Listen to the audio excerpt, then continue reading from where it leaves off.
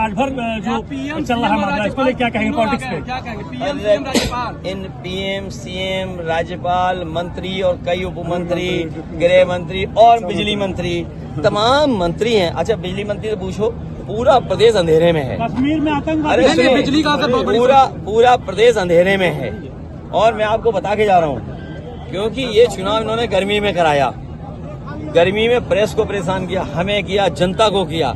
गर्मी की वजह से भी हारने जा रहे हैं। इनकी जो अहंकार की गर्मी है, ये अहंकार का जो बुखार है, इस बार जनता अपने वोट से उतार देगी। 2 दिन पहले योगी जी आए थे, उन्होंने मन से कहा कि जनता जरूरतमंद माफिया मिट्टी में मिल चुके हैं। देखिए, अभी सोनभद्र के मेरे अपने पत्रकार साथी सोनभद्र की मीटिंग के बारे में आप पता कर लो, वहाँ का वीडियो मंगा लो, फोटो मंगवा लो। सब माफिया उत्तर प्रदेश के उनके मंच पे थे। और सुनने में तो आ रहा है कि सब माफियाओं को बनारस काशी लोकसभा में जिम्मेदारी दी गई है कि जाइए वोट बटोरिए, कुछ बांटिए, फिर वोट बटोरिए। माफिया कौन है? इशारा किधर आपका? आपको सब पता है। मैं फिर कहता हूँ कि सरकार को एक लंबी सूची जारी करनी चाहिए माफियाओं की। प्रधानमंत्री जी तो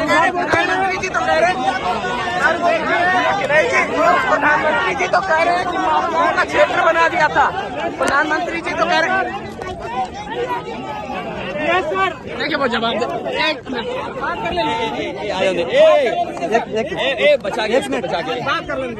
बचा के पत्रकार, देखिए आप लोग सच्चे समर्थक और लोकतंत्र को बचाने वाले। आप जब भी लोकतंत्र बचाओगे तो आप पे आरोप लगेंगे। प्रधानमंत्री संविधान को देश से खतरा नहीं है, समाजवादी पार्टी को खतरा है। संविधान ये बदलना चाहते हैं, तभी 400 का नारा दिया। लेकिन जनता ने भी मन बना लिया है कि जो 400 पार कह रहे थे, उन्हें 400 हरा देंगे। ये तरसेंगे 140 सीट के लिए। ओम प्रकाश राजभर ने कहा है कि ऐसा मंत्रालय मेरे पास है कि मुसलमान दबाव में वोट देंगे, मजबूरी में वोट करेंगे, मजबूरी में वोट करेंगे छड़ी पे। वो लगातार कई मंचों से बोल रहे हैं।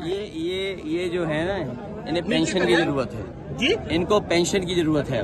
रिटायरमेंट। मोदी जी ने कहा है माफियाओं के लिए आंसू बहाने वालों को, माफिया सब बीजेपी में है। उन्होंने कहा है माफियाओं के लिए सब माफिया बीजेपी में है। धमकी दे रहे हैं कि आप सके वक्त हमारे पास है। यहाँ की जनता अपने भविष्य को लेकर के और अपने जीवन में खुशहाली लाने के लिए, और उनको पता है लोकतंत्र में एक वोट उनके जीवन में बदलाव लाने का काम करेगा। इसलिए कोई डराए धमकाए गाली गलौज करे, लोग रुकने वाले नहीं हैं। पहले भी इन्होंने कई बार प्रयास किया इस तरह का, लेकिन इस बार ये जनता का चुनाव बन गया है। हम राजीव राय जी पार्टी को जनता ने पीछे छोड़ दिया है। जनता ने खुद अपने हाथ में चुनाव ले लिया है। भारतीय जनता पार्टी हर जगह हार रही है। नारायण राय ने कहा है कि आपने बार-बार पीडीए का नारा, लेकिन उसके बावजूद भी जो बीजेपी हो या प्रधानमंत्री वो आरक्षण को लेकर अलग बयान दिया करते हैं। देखिए, आरक्षण को अगर किसी ने छेड़ा है और खत्म किया है तो वो भारतीय जनता पार्टी है। उन्होंने पिछड़ों का, दलितों का, आदिवासियों का आरक्षण छीन लिया। और ये जो तमाम, चाहे वो आपके घोसी वाले प्रत्याशी हों, काशी वाले प्रत्याशी हों, इन्होंने सबने आरक्षण छीना है। बीजेपी के जितने प्रत्याशी हैं जो पहले मेरिट में, जनरल में पिछड़े, दलित और आदिवासी के बच्चे आ जाते थे, इन्होंने अपने सेक्शन में उनको रोक करके इन्होंने सही मायने में पिछड़े, दलित और आदिवासियों के आरक्षण के साथ खिलवाड़ किया। नारायण राय ने घोषणा में कहा है कि गाजीपुर, मऊ और बलिया तीनों सीटों पे 3 दिनों में समाजवादी पार्टी की 13 ही कर दूंगा। क्या कहेंगे उनके बयान को लेकर? 13 दिन बाद होती है। कहे समय बहुत कम। ना 13 दिन बाद होती है। जिस दिन स्टेटमेंट दिया है उसके 13 दिन बाद देखना किसकी 13वीं होती है। किसको गाली दे रहे हैं? ये गालीबाजों की लोकतंत्र में कहीं जगह नहीं है।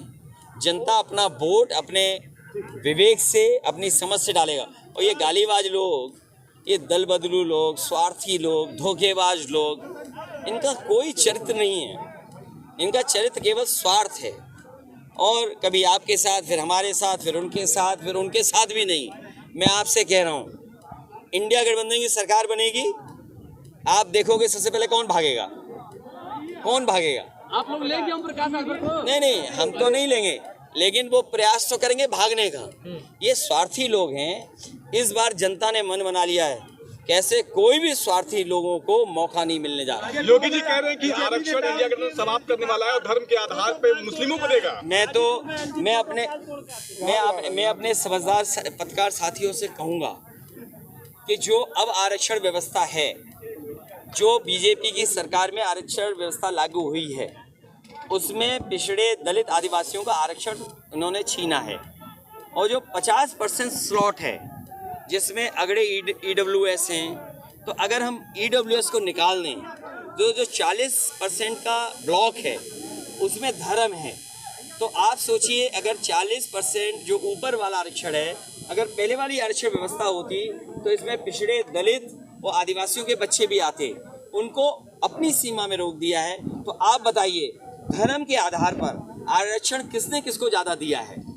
तो ये बीजेपी ने जो ये व्यवस्था लगाई है, सही मायने में पिछड़े दलित आदिवासियों का आरक्षण छीना है और धर्म के आधार पे जो लोग मेरिट में आएंगे उन्हें ज़्यादा आरक्षण मिला है। तो जो लड़ाई है वो लड़ाई है कि जो आबादी में ज़्यादा हैं उनको आरक्षण कम मिल रहा है और जो आबादी में कम है उन्हें आरक्षण ज़्यादा मिल रहा है। पहले योगी जी आए